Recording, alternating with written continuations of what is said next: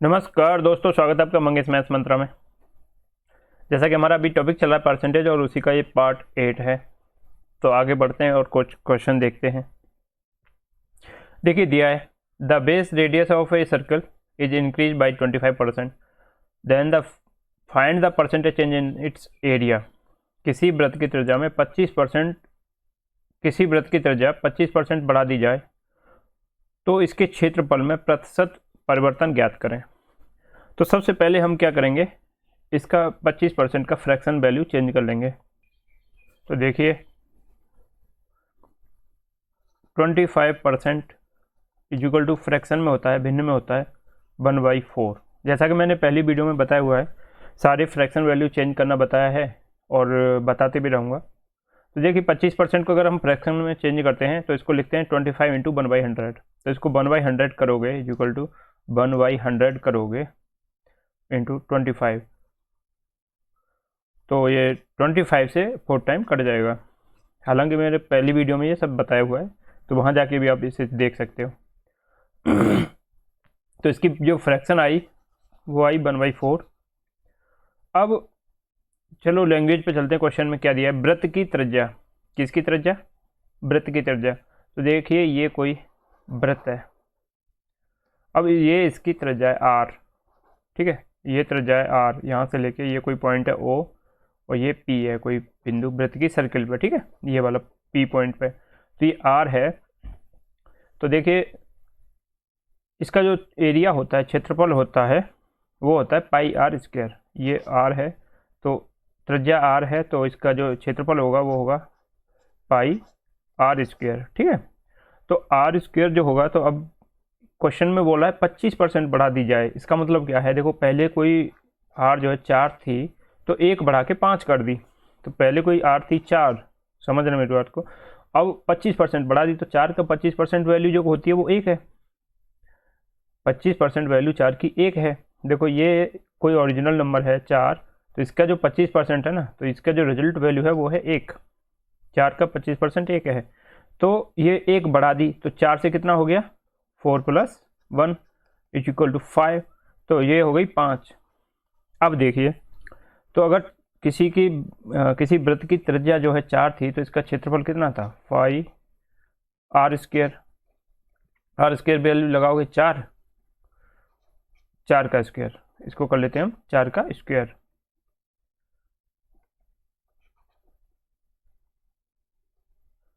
अब तो ये कितना हो गया, इसको देखो 4 चौक 16, तो ये हो गया 16 पाई, ठीक है।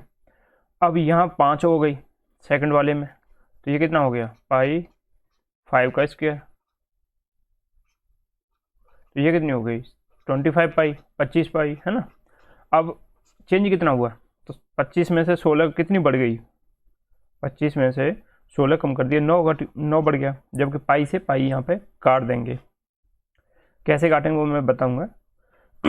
जब इसमें से घटाओगे तो पाई कॉमन आ गया, तो ये हो गया 9 यूनिट इंक्रीज हो रही है ना। 9 यूनिट इंक्रीज हो रही है कितने पे, वो पहले कितना था, 16 था, 16 से ही तो 25 हुआ है, 16 पे, तो 100 पे कितना, यही हमारी आंसर आएगा। अब इसको कर लेते हैं। तो देखिए कैसे करोगे इसको,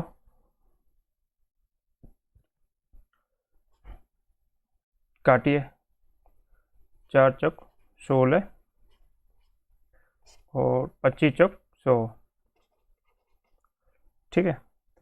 तो अब ये कितना हो गया, 225/4, तो ये हो जाएगा आपका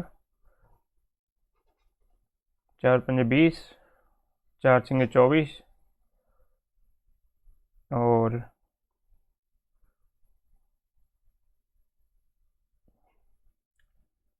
1/4%, ठीक है। और ये तो हमने कर लिया कैलकुलेशन से, ये काट दिया 225 4 से, 56 से 1/4 आया। और अगर आप इसे पता है कि 1/16 का, देखो मैं बताता हूँ, ये आया 1/16 का जो परसेंटेज वैल्यू होती है वो होती है वो तो 6 सही 1/4 होता है ना।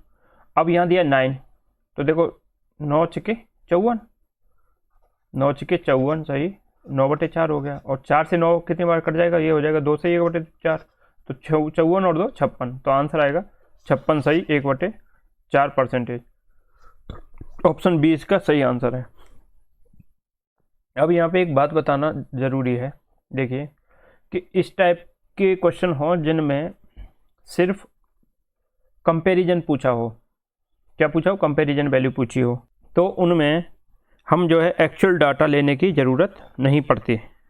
अगर हमें कंपैरिजन वैल्यू पूछी है, पूरा किसी का रेशियो पूछा है, किसी की परसेंटेज पूछी है, किसी का फ्रैक्शन पूछा है, तो हमें परसेंटेज वैल्यू पूरा एक्चुअल डाटा लेने की ज़रूरत नहीं पड़ती। चलो मैं इसे समझाता हूँ कैसे। देखिए, अगर किसी चीज़ का कंपैरिजन करना हो, कंपैरिजन करना हो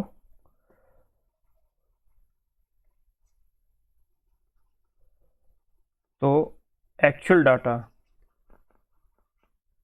डाटा की ज़रूरत नहीं होती। इसका हम ऐसे समझ में नहीं आएगा, मैं क्वेश्चनों में लूँगा तो आपको समझ में आ जाएगा कि करना कैसे है। देखो जैसे दिया हो, कह दिया कि मेरी आयु आपकी आयु की 2/3 है, मेरी आयु आपकी आयु की 2/3 है, आपकी आयु की, है ना। तो यहाँ ना तो मेरी आयु बताई गई है, ना आपकी आयु बताई गई है, ना आपकी एज बताई, ना मेरी एज बताई, बस बता दिया कि मेरी एज जो है आपकी एज की 2/3 है। या बोल दिया कि रमेश की इनकम श्याम की इनकम से 3 गुनी है। अब बताओ, ना तो रमेश की इनकम बताई ही, ना श्याम की इनकम बताई कि कितनी है, और बस बता दिया कि 3 गुनी है, श्याम की इनकम की 3 गुनी है। तो इन चीज़ों में एक्चुअल डाटा लेने की आपको ज़रूरत नहीं पड़ेगी। जैसे कहीं पर किसी का एरिया दिया है πr², जैसे सर्किल का ही है πr², तो ये तो दोनों में ही पाई की वैल्यू फिक्स है, दोनों में ही बढ़ने के बाद भी पाई की वैल्यू फिक्स रहेगी और पहले भी पाई की वैल्यू फिक्स है। तो इसमें पाई को हम इग्नोर कर देंगे, हटा देंगे, सिर्फ आर ही चेंज हो रहा है ना, तो आर को ही लेंगे। और जैसे आगे बढ़ोगे तो किसी में दे दिया कोई भी कांस्टेंट आ गया, जैसे कांस्टेंट वैल्यू आ जाती हैं, वो सब चीज़ें इग्नोर करनी है। कंपैरिजन जहाँ हो रहा है, जैसे कोई भिन्न है ना, फ्रैक्शन है, कंपैरिजन किस किस में काम करेगा, देखो मैं बताता हूँ। फ्रैक्शन है, कोई भी फ्रैक्शन है, भिन्न है ना, कोई भी भिन्न है, वहाँ भी कंपैरिजन 2/3 है, 3/5 है, ऐसे करके। और परसेंटेज है, प्रतिशत, है ना, परसेंटेज परसेंटेज वैल्यू दी हो, और आपका रेशियो दिया हो, रेशियो अनुपात दिया हो, ठीक है। यहाँ प्रतिशत, परसेंटेज को हिंदी में बोलते हैं प्रतिशत, पर 100 पे। तो इन चीज़ों में हमें एक्चुअल डाटा लेने की ज़रूरत नहीं होगी। आओ हम बताते हैं इनको, क्वेश्चन से देखते हैं, नेक्स्ट करते हैं। एक आयत की लंबाई 37:1/2 परसेंटेज बढ़ा दी जाए तथा चौड़ाई 20% कम कर दी जाए तो क्षेत्रफल में परिवर्तन ज्ञात कीजिए। If the length of a rectangle is increase by the 37:1/2% and its breadth is decreased by 20%, then find the percentage change in the area। तो देखिए, किसी भी रेक्टेंगल का एक तो लंबाई होती है, एक इसकी ब्रेथ होती है, चौड़ाई, और इन दोनों को मिला के L × B बनता है एरिया, है ना, L × B बनता है एरिया। तो देखिए, पहले हम इन दोनों फ्रैक्शन वैल्यू जो दी हुई हैं 37:1/2, इन दोनों को फ्रैक्शन में चेंज कर लेते हैं। 37:1/2 परसेंटेज इज इक्वल टू 3/8, ठीक है, 3/8। अब ये कैसे आए, इसके लिए आप मेरा पहले वीडियो देखना, ये फ्रैक्शन से परसेंटेज चेंज करना, परसेंट से फ्रैक्शन चेंज करना, उसमें सारा बताया गया है। और 20%, इसमें कुछ नहीं, 37:1/2 को हम नॉर्मल उसमें 1/100 से गुणा कर देते हैं तो 3/8 आएगा, इक्वल टू होता है 1/5। अब देखो ये दो वैल्यू दे दी, तो लंबाई जो है इतने परसेंट बढ़ा दी, 37:1/2, यानी लंबाई ओरिजिनल वैल्यू अगर 8 थी, एल अगर 8 थी तो 3 बढ़ा के कितनी होगी, पहले कितनी थी देखो, पहले थी 8 है ना, अब हो गई 3 बढ़ा के 11, अब कितनी होगी 11, पहले थी 8, अब ये इसका परसेंटेज रिजल्ट ही तो है 3, 8 का 37:1/2% होता है 3, तो ये बढ़ा के होगी 11। अब आ जाओ ब्रेड्थ पे, चौड़ाई पे, चौड़ाई कितनी थी पहले 5 यूनिट मानी हमने, 5 यूनिट मानी, तो 5 यूनिट का 20% कम कर दो, एक कम कर दिया, तो पहले थी 5, अब हो गई 4, कम हो गई ना 1%, क्वेश्चन में दे रहा है कम कर दी जाए, तो पहले थी 5 अब हो गई 4, तो इसका क्षेत्रफल पहले कितना था 8 गुणा 5 40, अब कितना हो गया 11 गुणा 4 44, तो कितना हो गया, बढ़ गया ना 4 यूनिट बढ़ गया, किस पे, तो देखो परिवर्तन जो लिया जाता है वो पहले से ही लिया जाएगा ना, परिवर्तन जो लिया जाएगा वो पहले से लिया जाएगा, तो 40 पे इंटू 100 है ना, तो देखो 40 को अगर 1/40 जो होता है फ्रैक्शन वैल्यू, 1/40 होता है 2.5 का, और 4 कितना हो गया 10 का हो जाएगा, या वैसे कर लो 0 से 0 काटो, 4 से एक बार और 10 आ गया आंसर, तो ये क्या होगा 10% इंक्रीज होगा, है ना, ऑप्शन बी इसका सही आंसर है, ऑप्शन बी इसका सही आंसर है। चलो नेक्स्ट देख लेते हैं।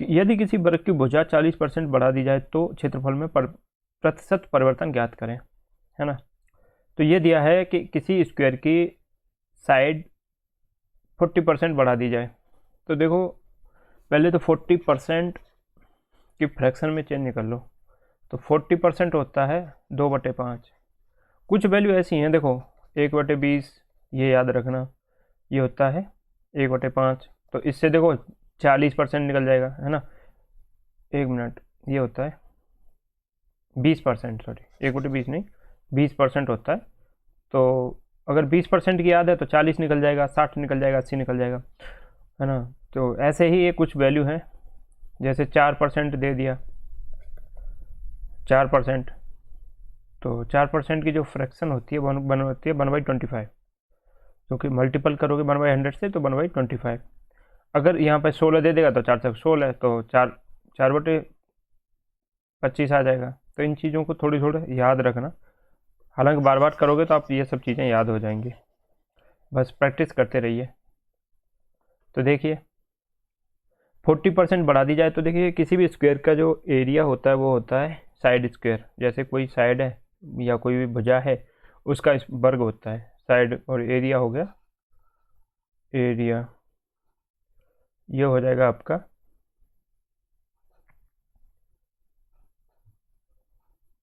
एस का स्क्वायर। अब ये कह रहा है कि बढ़ा दी जाए कितना 40%, तो अगर कोई 5 थी, अगर कोई वैल्यू 5 थी तो 5 थी, तो ये 5 का स्क्वायर 25 हो गया, है ना, मैं डायरेक्ट लिख रहा हूँ 5 का स्क्वायर, है ना, अगर कोई पहले साइड 5 थी तो 25 हो गया, अब नई साइड कितनी हो गई 7, नई साइड भाई 2 बढ़ा दी, 2 का इंक्रीज हो गया, तो 7 का स्क्वायर 49, तो ये चेंजेस कितने आए, अगर पहले 25 थी अब 49 हो गई, तो कितना हुआ चेंज 24 का, कितने पे 25 पे, 25 पे, तो 100 पे कितना, तो देखिए 4 और 24 96, 24 × 4 = 96% इंक्रीज हो गया, ठीक है, 96%, ऑप्शन बी इसका करेक्ट आंसर है। ठीक है नेक्स्ट देखते हैं। देखिए दिया है किसी लंबवृत्तीय बेलन के आधार त्रिज्या 40% बढ़ा दी जाए, इसकी ऊंचाई 37 से 1/2 घटा दी जाए, तो इसके आयतन में परिवर्तन प्रतिशत परिवर्तन ज्ञात करो। ठीक है ना। एक दिया है सर्कुलर सिलेंडर है, तो देखो पहले इसके आयतन के लिए, वॉल्यूम के लिए क्या क्या हमें रिक्वायरमेंट होगी, पहले हम वो लिख लेते हैं। तो देखिए क्या क्या होगा। तो पहले दे ही दिया है कि आर एच, और इसका जो वॉल्यूम होता है वो होता है आपका पाई आर स्क्वायर एच। और ये जो सिलेंड्रिकल शेप में जो रहते हैं ना, सर्कुलर सिलेंड्रिकल शेप जो होती है वो कुछ इस टाइप का रहेगा, ऐसे करके ये दोनों रेडियस जो बराबर होंगी, दोबारा बनाना पड़ेगा ये।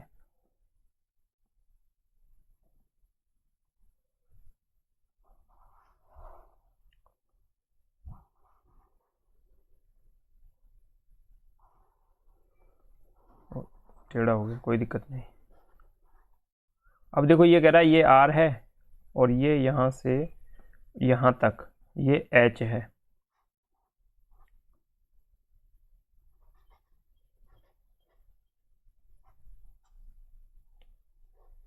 ठीक है।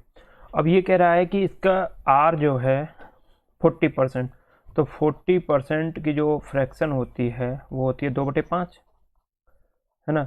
तो ये जो पहले 5 थी अब कितनी हो गई, 2 बढ़ गई, 7 हो गई, है ना। ऊंचाई हाइट, है ना, हाइट जो है 37:1/2, तो 37 सही 1/2% जो होती है वो होती है 3/8 के। 37 सही 1/2% रहती है वो होती है 3/8 के। तो अगर ये पहले 8 थी हाइट, तो अब ये 3 कम कर दी, पहले 8 थी ओरिजिनल नंबर, तो 3 कम कर दी। 8 का 37 सही 1/2 3 कितना होता है, 3 होता है। 8 का 37 सही 1/2% हुआ 3, तो ये 3 कम कर दोगे तो 8 - 3 5 आ गया, तो ये आ गई 5। तो अब यहाँ पे क्या है, देखो मैंने पहले बताया था कि कंपैरिजन जहाँ हो रहा है ना, तो वहाँ पे पाई जो है कांस्टेंट है, पाई वैल्यू जो है, पाई को नहीं लेंगे, तो पाई को कर दो इग्नोर। पाई को कहीं भी लेने की ज़रूरत नहीं है, क्योंकि हमें तो सिर्फ इसके इन वैल्यूओं पे लेना है। तो देखो, तो यहाँ पे कितना हो गया, आर स्क्वायर मतलब 25, आर की वैल्यू 5 है, इंटू हाइट कितना है 8, और यहाँ पे आर की वैल्यू कितनी है 7, तो 49 इंटू 5। अब इनको सॉल्व कर लो। तो देखिए इसको मैं मिटा देता हूँ, हटा, इनको दोनों को इरेज कर देते हैं, इसकी अब ज़रूरत नहीं है, हमने लिख लिया।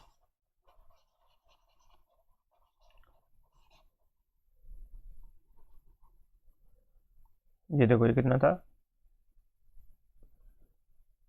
5 से 7 हो गया था। अब देखो 25 गुणा 8, तो 25 गुणा 8 होता है 200, 25 200 बोला जाता है ना, 200। 49 इंटू 5 तो 9 पंजे 45, 5 चौक 20 और 4 24, तो ये हो गया 245। ठीक है। अब 245 तो इंक्रीज कितने का हुआ, 40 का, 45 का, 45 का इंक्रीज हुआ कितने पे, 200 पे। तो 45, क्योंकि जो इनिशियल वैल्यू थी वही ले जाते हैं ना, अपॉन 200 इंटू 100, दोनों जीरो कट गई, तो ये कितना आ गया, 22 सही 1/2 आ गया, 22 सही 1/2% इंक्रीज होगा। तो ऑप्शन ए इसका सही आंसर है।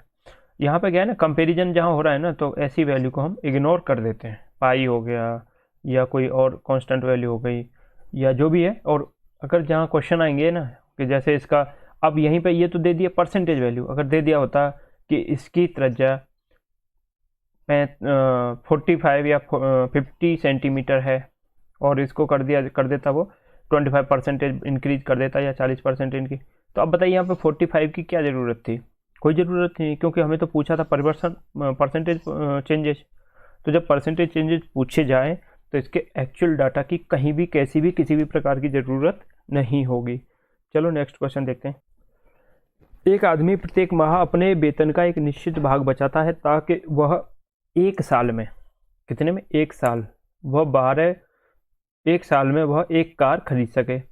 तो ज्ञात करो उसे बचत में कितने प्रतिशत की वृद्धि करनी पड़ेगी कि वह कार को 9 माह में खरीद सके। तो देखिए, आइए बता करते हैं इसे। मान के चलो कि वह आदमी x रुपये सेव कर रहा है। कितना सेविंग कर रहा है? x रुपये की। अब देखिए, एक तो हो गया डाटा 9 महीने और एक डाटा हो गया 1 साल यानी 12 महीने। एक तो हो गया 12 महीने और एक हो गया 9 महीने। अब हमें क्या करना है? ऐसा डाटा मानना है 12 9, ऐसा डाटा मानना है कि वो कितने रुपए सेव करता था, उसे कितने रुपए की गाड़ी चाहिए। तो भाई वो कुछ कुछ पैसे हर महीने बचा रहा है, तो 12 महीने में बचा रहा था, उतना ही पैसा उसे अब 9 महीने में बचाना है। मेरी बात को समझना कि वो जो है कुछ 30 रुपये पर महीने बचा रहा था, तो वो 12 महीने बचा रहा था, लेकिन अब उसे 9 महीने में इतना सेव करना है तो कुछ बढ़ाना पड़ेगा। तो जो फाइनल वैल्यू है, जो कार की जो कीमत है वो तो फिक्स है। कार की कीमत हम मान के पता कैसे चलेंगे कि इन दोनों का एलसीएम ले लो, 12 और 9, 12 9 का एलसीएम जो होगा वो होगा 36। मान लो कि कार की कीमत 36 रुपये थी। अब ये कहोगे 36 ही क्यों? कुछ भी वैल्यू ले लो। अगर आप कुछ भी लोगे, इतना है कि परसेंटेज पॉइंट में वैल्यू आएंगी, लेकिन अगर आप सीधा लोगे, अगर यहाँ 100 भी ले सकते हो लेकिन पॉइंट में वैल्यू आएंगी, डाटा तो वही रहेगा। तो ये क्या होगा, अब उसे 12 महीने में कार खरीदनी है, तो भैया जी 1 महीने में कितने रुपए सेव करेगा? 1 रुपये में 4 यूनिट सेव करनी पड़ेंगी उसे, 4 यूनिट ही तो बचानी पड़ेंगी। 12 थी 36, 3 यूनिट सॉरी। अगर उसे 12 महीने में करना है तो 1 महीने में 3 यूनिट बचानी होंगी।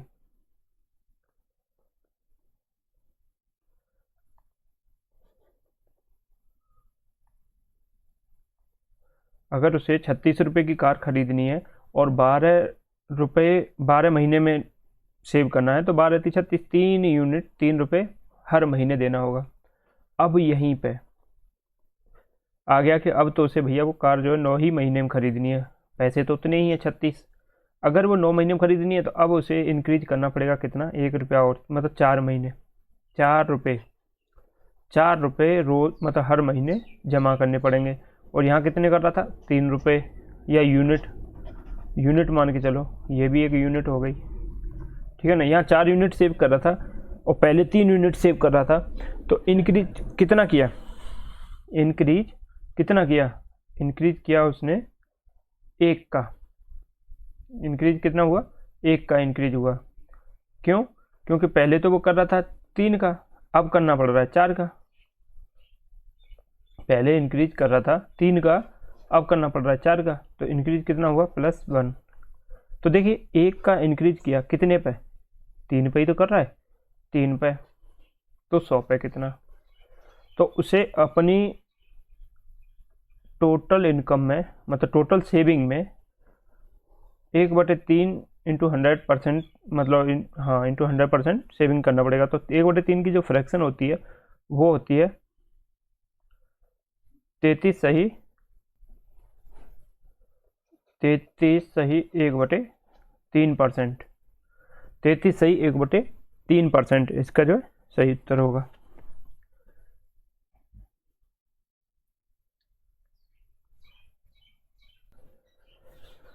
ये जो है उत्तर जो है गलत दिया है, 33 से 1/3 आएगा। ये जो उत्तर 33 सही 1/3 आएगा, इसको करेक्शन कर लेना, कलर ब्लैक।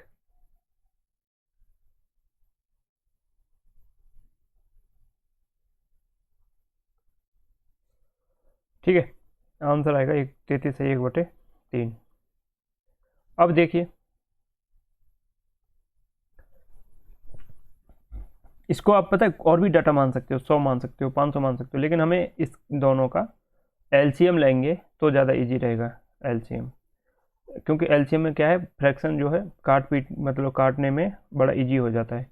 तो हमने मान लिया 36, तो ये जो है पहले 3 यूनिट बचा रहा था, अब उसे 4 यूनिट बचानी पड़ेगी, तो 1 का इंक्रीज किया कितने पे? तो 3 पे।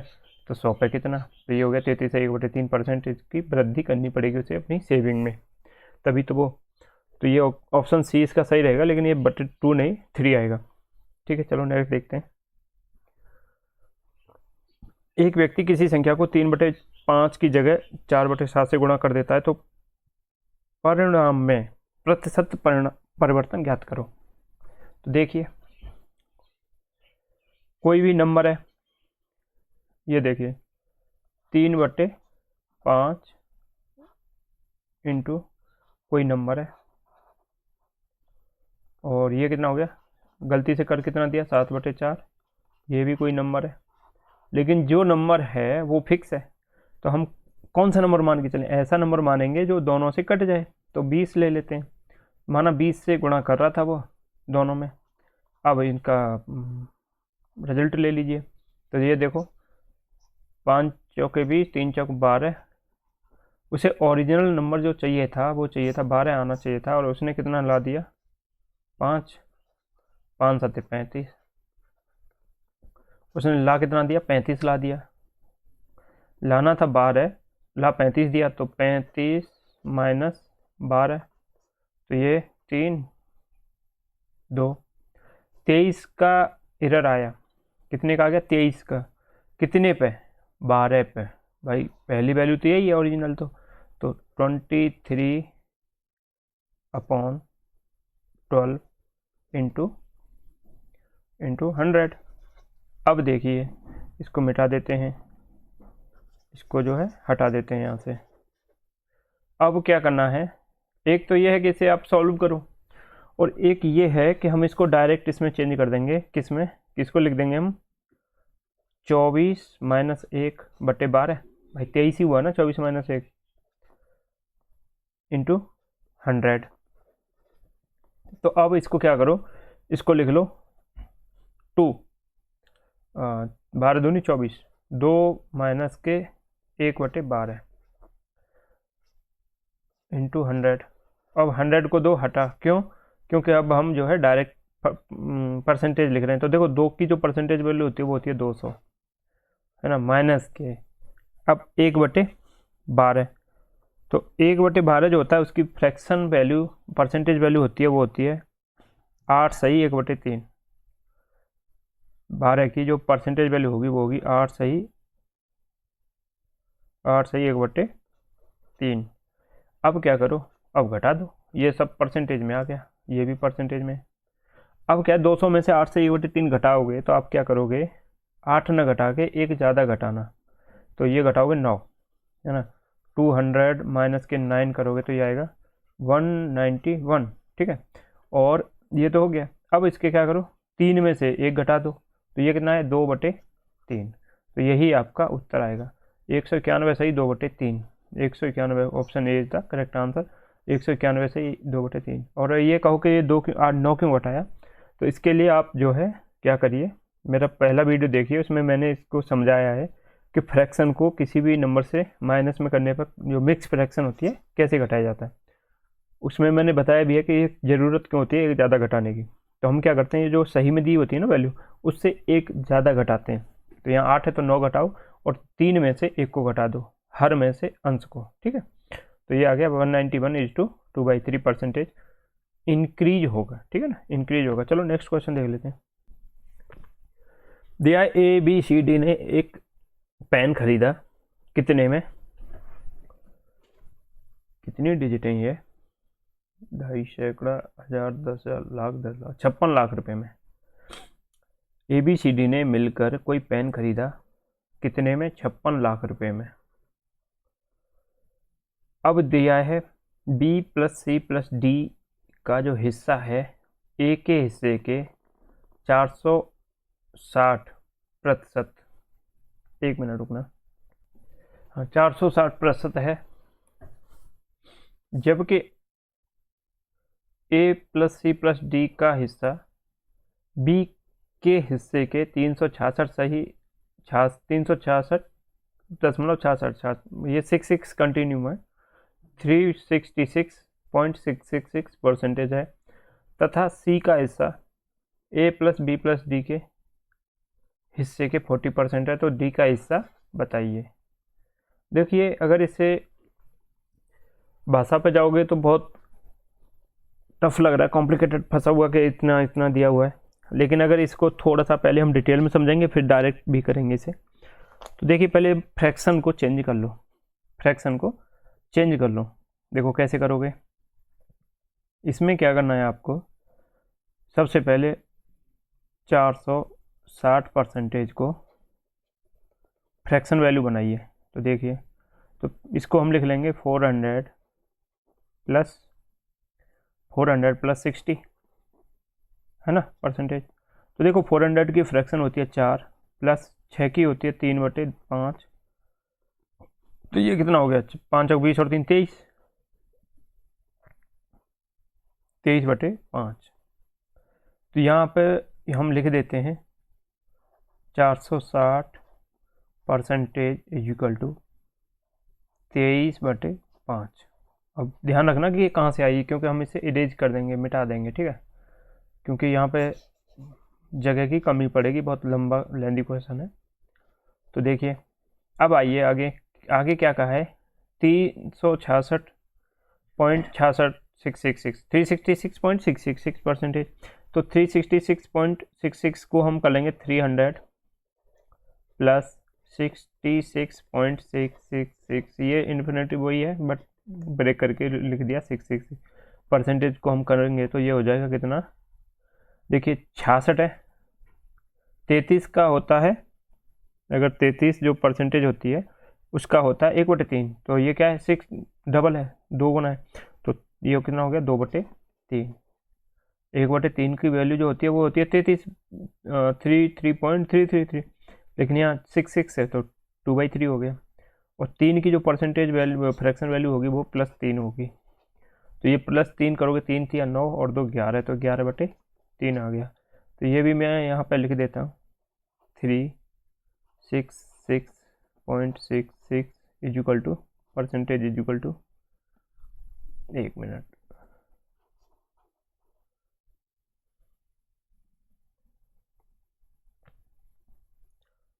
366.66% इज इक्वल टू 11/3, 11/3, ठीक है। अब 40% का तो पता ही है हमें, 40% इज इक्वल टू 2/5।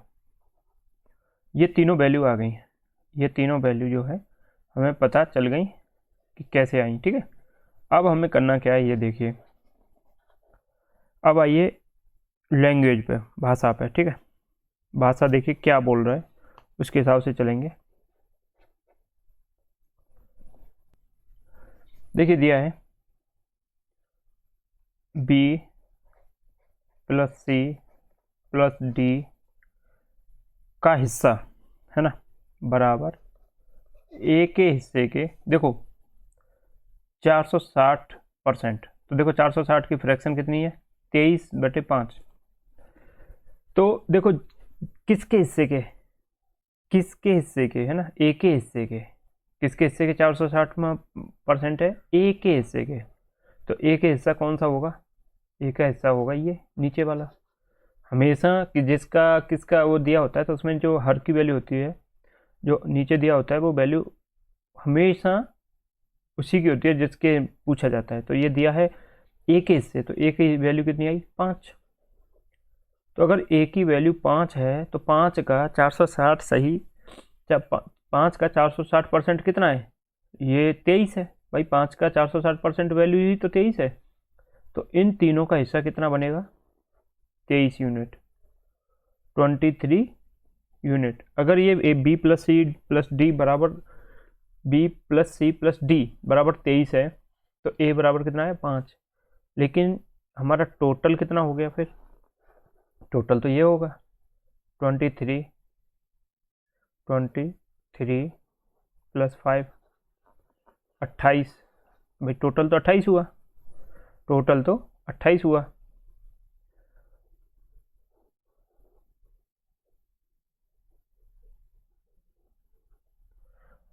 टोटल 28 है, और ये रिप्रेजेंट किसको कर रहा है, 56 लाख को, 56 लाख को। ठीक है। तो एक यूनिट कितने को रिप्रेजेंट करेगी? एक यूनिट रिप्रेजेंट करेगी 56/58 2 लाख को। ठीक है। अब एक यूनिट रिप्रेजेंट कर रही है 2 लाख को, तो 5 यूनिट रिप्रेजेंट कितने को करेंगे? 10 लाख को। 2 गुणा 2 लाख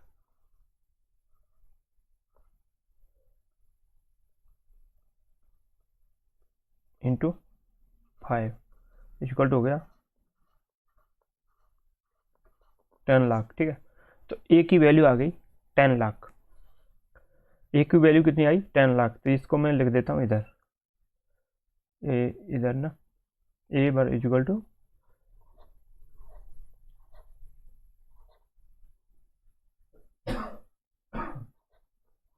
10 लाख। ठीक है। अब आ जाइए, अब नेक्स्ट इसको हम इरेज कर देते हैं।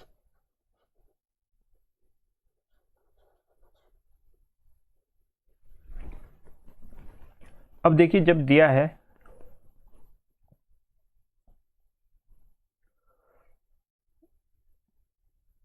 A plus C plus D का हिस्सा बी के हिस्से के 366 से ही 66% है, तो देखिए किसके हिस्से के? बी के हिस्से के। तो देखो a plus C plus D is equal to b का, किसका? बी का होगी वैल्यू 3।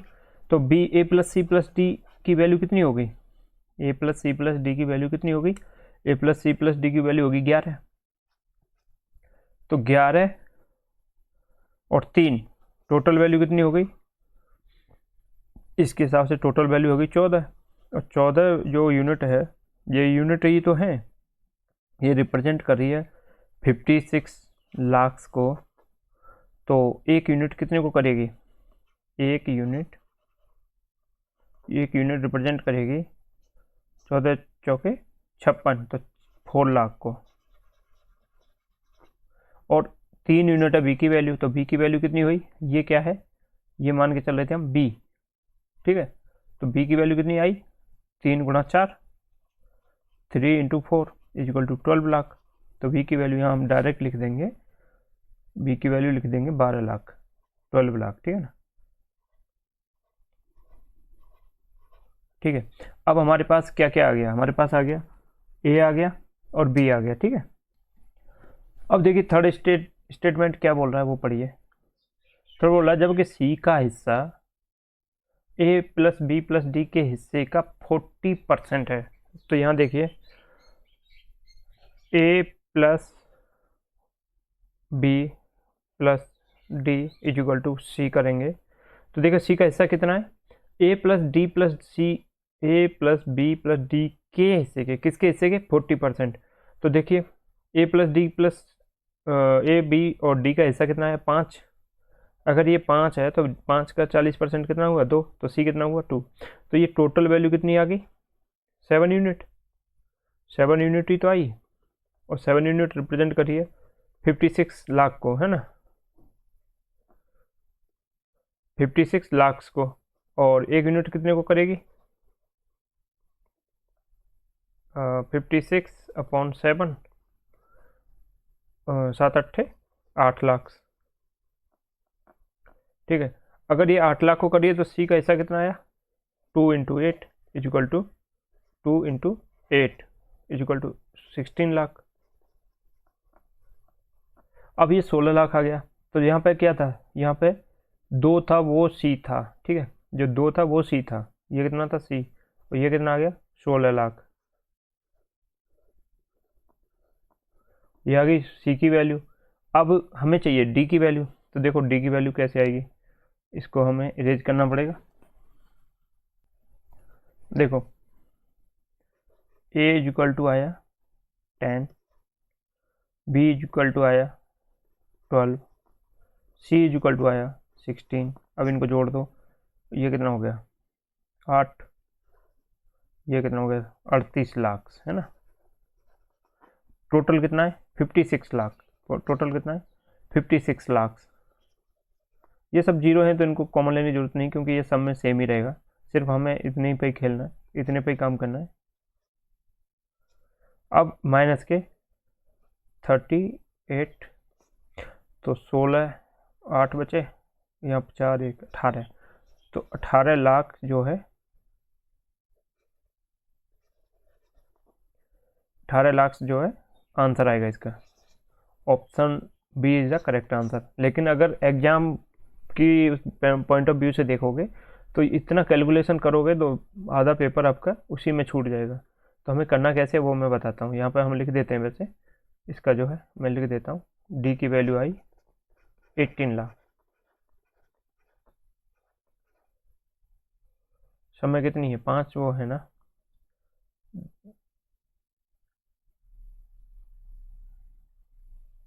ये ज़्यादा हो एक जीरो।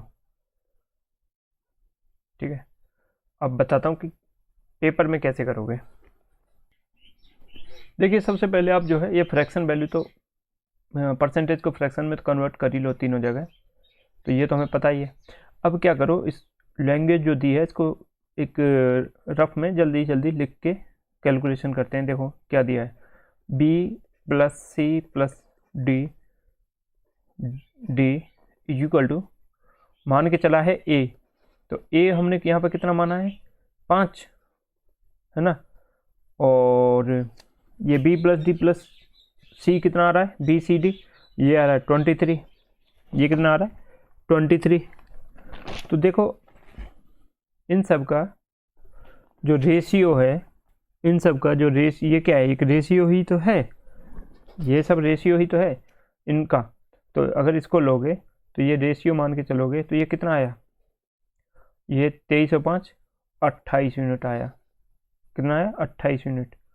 अगर ये 28 यूनिट आ रहा है तो आगे वाले में देखते हैं, आगे वाले में दिया है ए प्लस, तो यहाँ पे किसकी वैल्यू आ रही है, यहाँ पे आ रही है ये ए की वैल्यू। ठीक है, अब अगले में देखते हैं a plus C plus d, ratio दिया हुआ है बी से, और यहाँ पे बोला है कि बी अगर 3 है, बी अगर 3 है, कितना 3 है, तो ये कितना हो गया 11 है, तो ये टोटल कितना हो गया 14 यूनिट। ठीक है, अब तीसरे में देखो, तीसरे में क्या दिया है, तीसरे में दे दिया है A plus B plus D. ठीक है, इसका रेशियो दे दिया किससे, सी से, तो सी को माना गया कितना, अब यहाँ पे सी को 2 माना है और ये इसको 5 माना है, ये 5 मान लिया, ये 2 मान लिया, तो ये कितना हो गया 5 और 2 7 यूनिट। अब देखिए, अब ये क्या है, ये 28 है, ये कितना है 14 है, ये 7 है। तो ये अगर हम कंपेयर करेंगे, अगर हम ये कंपेयर करेंगे तो ये तो ए से बी कंपेयर होगा नहीं। अगर हम ए बी और सी को कंपेयर करेंगे तो ए बी सी तो कंपेयर होगा नहीं। तो हमें क्या करना होगा, ये सबको बराबर करना होगा। तो इसमें क्या करो, दोनों साइड 2 का मल्टीपल कर दो, तो ये कितना हो गया 2, ये कितना हो गया 2, तो ये कितना हो गया 6 हो गया। अब इसमें कर दो, 28 करना है हमें, हमें तो 28 करना है ना, तो इसमें कर दो 4 का मल्टीपल, तो इसको 4 को कर दोगे तो इसमें भी 4 का करोगे, तो ये हो गया 8। ठीक है, इसमें करोगे 4 का मल्टीपल, तो ये कितना हो गया, तो हम इसको लिख देंगे बी हो गया 6, सी हो गया 8 और ए हो गया 5। तो इसको मिटा देता हूँ, इसको हटा देते हैं हम, इसको अभी लिखने की ज़रूरत नहीं है, क्योंकि हमारा रेशियो ये तो सारे तो 28 हो गए, ये तो सभी 28 हो गए ना। देखो ये भी 28 हो गया, ये भी 28 हो गया, ठीक है ना, ये सब तो 28 ही हो गए। तो जब ये सब 28 हैं, पैरेलल हैं, तो इन सब को हटा दो, इन सब की ज़रूरत अब नहीं है, बस इन्हीं पे हम काम करेंगे।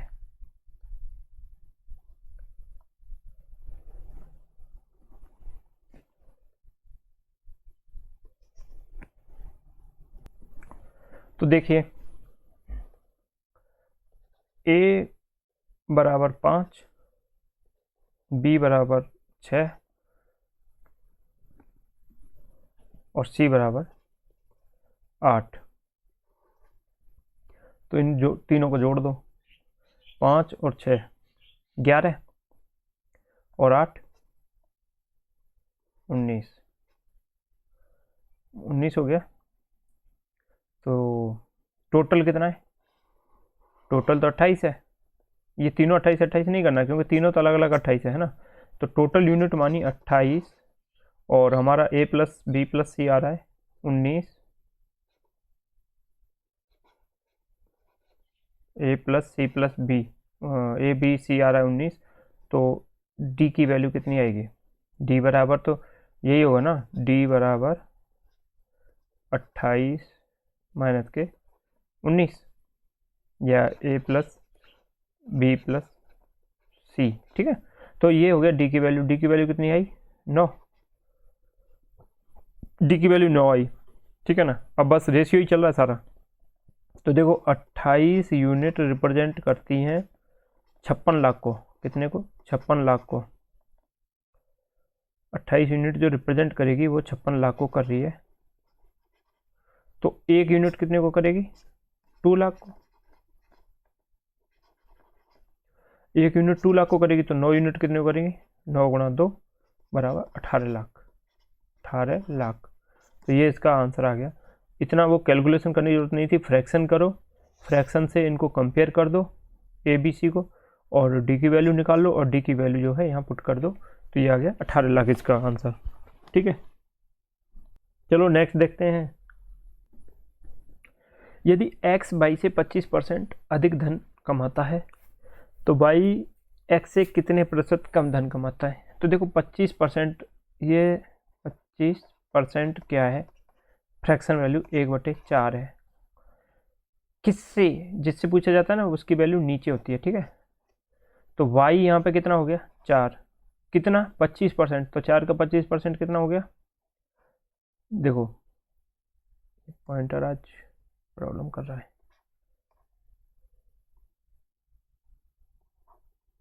y जो है यहाँ पे 4 माना हमने। ये क्या है? y की वैल्यू। ठीक है, 4 क्या है? y। तो यहाँ लिख लेते हैं x और यहाँ y। अगर y 4 कमा रहा है तो x कितना कमा रहा है? x तो 1 ज़्यादा कमा रहा है। 4 का 25 1 तो 5 कमा रहा है ना। तो अब पूछा है कि y x से, जिससे पूछा जाता है उसे रखिए नीचे बटे में, अपॉन में रखा जाएगा।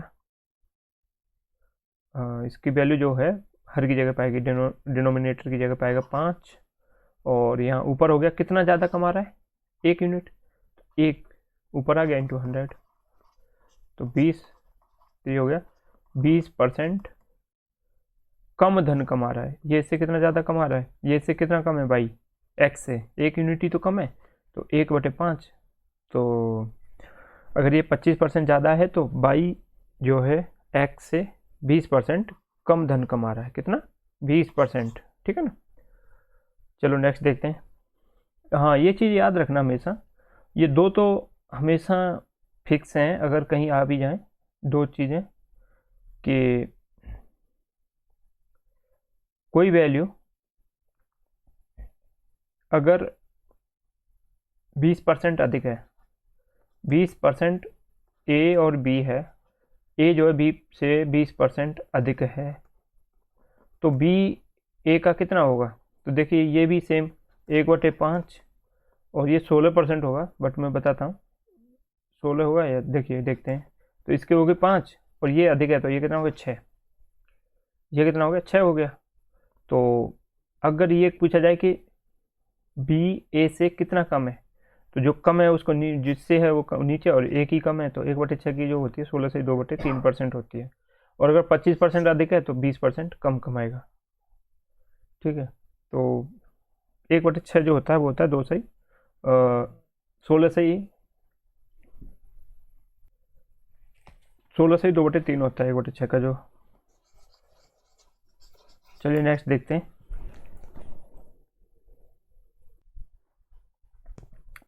यदि कृष्णा की आय राधा की आय से 16 से ही 2/3% कम है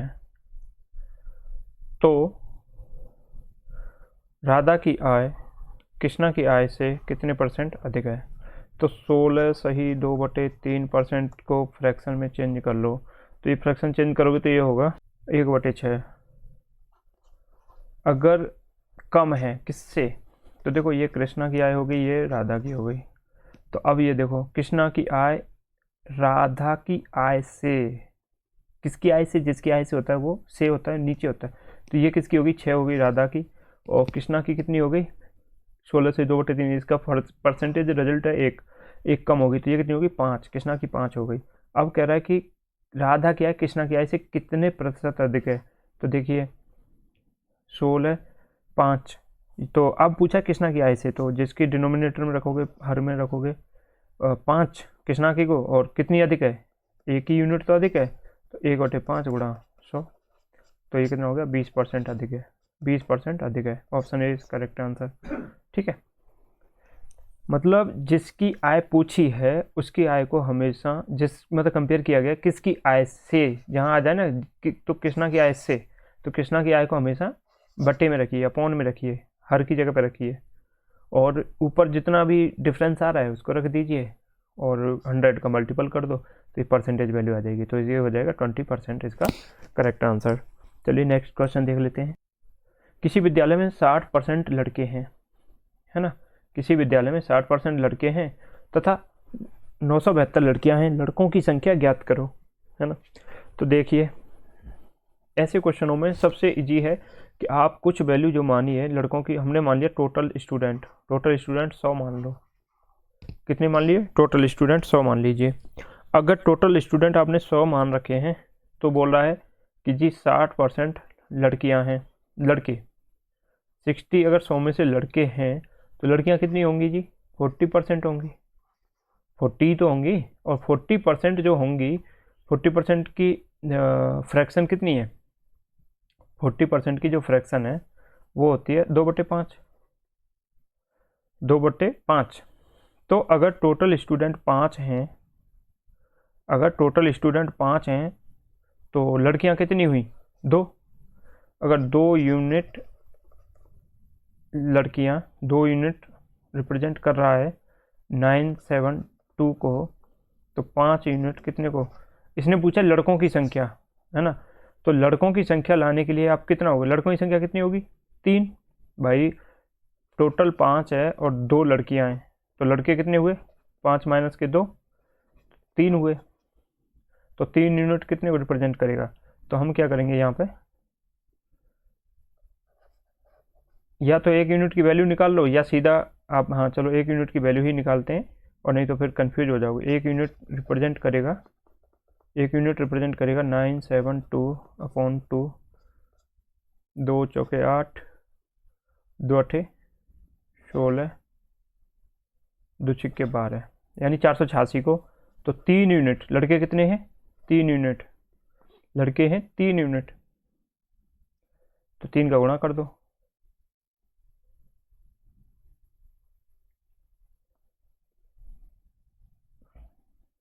6 × 18,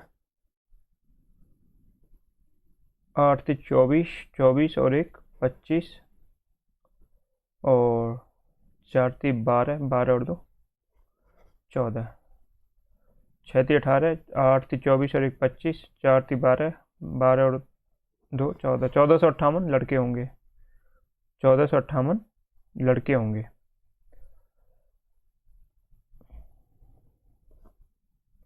और टोटल स्टूडेंट कितने होंगे, अगर पूछे टोटल स्टूडेंट, तो 486 × 5, 5 × 30, 8 × 5 = 40 और 3 43, 5 चौक 20 और 24, 2430 टोटल स्टूडेंट होंगे, है ना। तो मैं how many boys are there in school, तो बॉयज़ तो होंगे 1458 और 2430 होंगे टोटल स्टूडेंट, इसमें जो है ये टोटल स्टूडेंट का वो लिख दिया है टोटल स्टूडेंट, ठीक है। तो टोटल स्टूडेंट जो होंगे वो होंगे 2430, और लड़कों की संख्या अगर पूछी जाती है तो वो होगी 1458, ठीक है, 3 यूनिट। तो यहाँ पर ये जो है 40% था, ये दिखा रहा था लड़कियों की संख्या, 40% था, 40 जो है वो दिखा रहा था लड़कियों की संख्या। अगर हम ऐसे भी करते ना, हमने ये फ्रैक्शन ले लिया, अगर हम ऐसे भी कर सकते थे कि 40 इक्वल टू 40 जो दिखा रहा है वो दिखा रहा है 972 को, है ना। तो 40 यूनिट जो 972 को दिखा रहा है, तो 60 यूनिट है लड़कों की संख्या तो यही है। तो 6972 इंटू अपॉन 40 इंटू 60, है ना। तो ये सीधा सीधा कट गया 2 और 3 से, तो यही तो हमने गुणा किया था, 3 का गुणा किया था, 2 का भाग कट किया, 1 यूनिट आई थी जो, ठीक है।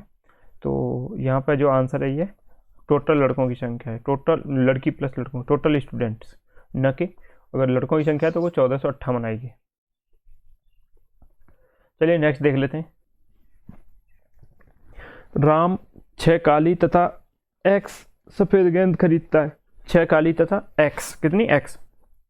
काली गेंद का मूल्य है सफेद गेंद के मूल्य के 5/2। तो बिल बनाते समय कर्मचारी ने गेंदों को आपस में बदल दिया तथा बिल की कीमत 45% बढ़ गई। तो x की वैल्यू, x का मान बताइए, ठीक है। चलिए आइए देखते हैं। तो देखिए सबसे पहले हमें करना क्या है,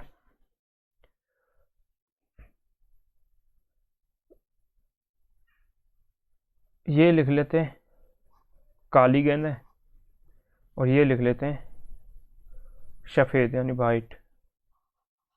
अब ये वाइट है तो ये काली क्यों, ब्लैक करो, ये हो गया ब्लैक। ये ब्लैक बॉल है और ये वाइट बॉल है। ये इसके यहाँ पर लिखते हैं हम नंबर। तो ये है 6 ब्लैक बॉल और x वाइट बॉल, ठीक है। अब ये कह रहा है कि काली गेंद का मूल्य सफ़ेद गेंद के मूल्य का, किसके मूल्य का? सफ़ेद के का यानी वाइट के का। समझ रहे हो मेरी बात को? अगर वाइट का मूल्य 2 है, अगर सफ़ेद वाइट का मूल्य 2 है, देखो ये है 5/2, तो ये अगर वाइट का मूल्य है तो काली का कितना होगा? 5 होगा। काली का 5 होगा, तभी तो ये 5/2 है। तो ये कितना हो गया ब्लैक का? 5। देखो जिसका पूछा जाता है वो नीचे में आता है, जिसका भी पूछा जाता है वो नीचे हर की जगह पे बटे में नीचे आएगा डिनोमिनेटर की जगह पे, और ऊपर जो आएगा अंश वो होता है जिससे पूछा जा रहा है, मतलब काली गेंद या जो भी है, मतलब जिसका पूछा जा रहा है, कंपेयर जिससे किया जा रहा है, वो जो है हमेशा डिनोमिनेटर में आएगा। न्यूमरेटर में ऊपर ये 5 आ गया काली गेंद का।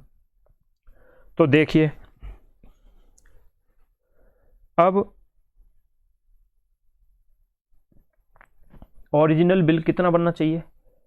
ओरिजिनल बिल जो है वो कैसे बनेगा भाई? वो तो ब्लैक का है और ओरिजिनल बिल जो है प्राइस उसकी होगी 5 यूनिट, 6 उसका बॉल है तो इसका हो गया 30, प्लस ये 2 प्राइस है और x बॉल है तो 2x।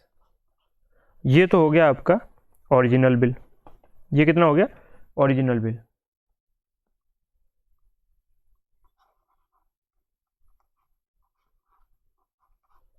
ये हम यहाँ लिख देते हैं कि ओरिजिनल बिल जो होगा, ओरिजिनल बिल जो हुआ वो हुआ 30 + 2x। अब क्या हुआ? अब बोल रहे हैं कि बिल बनाते समय कर्मचारी ने, जो क्लर्क था, जो भी बिल बना रहा था, उसने क्या किया? गलती कर दी। क्या कर दी? कि अमाउंट इंक्रीज, गेंदों को आपस में बदल दिया, है ना। गेंदों को आपस में बदल दिया, यानी इसका तो इसकी प्राइस लगा दी वाइट वाली, और जो ब्लैक वाली जो प्राइस थी वो लगा दी वाइट की बॉल के साथ, ठीक है ना। तो ये कितना हो गया? 6 दूनी, जो एरर के साथ जो न्यू बिल है, जो उसने न्यू बिल बनाया, जो ओरिजिनल बिल तो ये था, लेकिन उसने जो बिल बना के दिया वो बना के दिया 12 + 5x, 12 + 5x। अब देखिए कहानी क्या कहती है। ये कह रहा है कि 45% बढ़ गई। तो देखो सबसे पहले 45% को फ्रैक्शन में बदल लो। अगर 45% को फ्रैक्शन में बदलोगे, भिन्न में बदलोगे, तो ये होता है 9/20। और ये अगर कैसे आया तो इसमें क्या करो, 45 गुणा 1/100 कर दो। देखो 45 × 1/100 1/100 हो गया। तो अगर ये 1/100 करोगे तो 9 पंजे 45 और ये 5 से कट गया, 5 से 9 बार और ये 20 बार, ठीक है ना, तो 9/20। अब ये कह रहा है कि बिल की कीमत इतनी बढ़ गई, कितनी, 9। यानी ये समझिए कि अगर बिल की कीमत ओरिजिनल इतनी थी, ये कितनी थी, 20 के बराबर, लेकिन अगर जो नया बना उसकी जो है 45% बढ़ गई। अगर ये क्या है, ओरिजिनल बिल, ओरिजिनल, और ये क्या है, इसका परसेंटेज वैल्यू 45%, 20 का 45, 9, तो ये बढ़ के कितनी हो गई, न्यू बिल जो कीमत बनी वो कितनी होगी, 29। तो ये कितना हो गया, 29। बस अब इससे हम कैलकुलेशन करके एक्स की वैल्यू निकाल लेंगे। तो चलिए करते हैं। तो इसको हम पहले इरेज कर देते हैं इधर। देखिए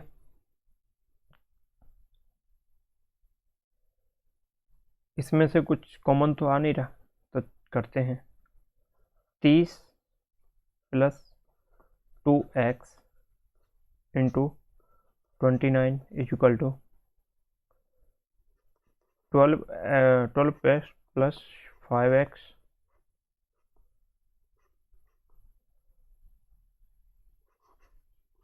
इंटू 20, ठीक है, इंटू 20। तो देखिए ये हो गया 870, 9 × 27 और 3 दूनी 6 और 2 7 प्लस और 58 x = 12 दूनी 24, 240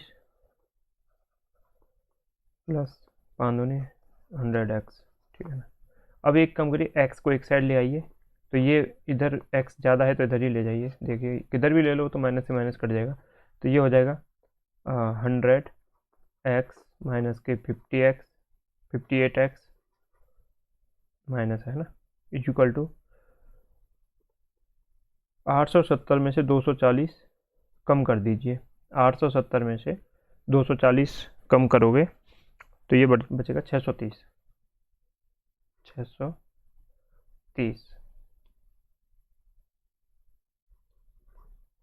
और ये कितना बचा, ये बचा 42। 42x = 630। तो 42 से ये कट गया कितना, 15 बार, क्योंकि देखिए 15 चौक 60 होता है और 2 15 दूनी 30, तो ये हो गया 15 बार। तो x की वैल्यू आ गई, x = 15। ऑप्शन डी इसका सही आंसर है। अब इतनी कैलकुलेशन तो करनी पड़ेगी इसमें।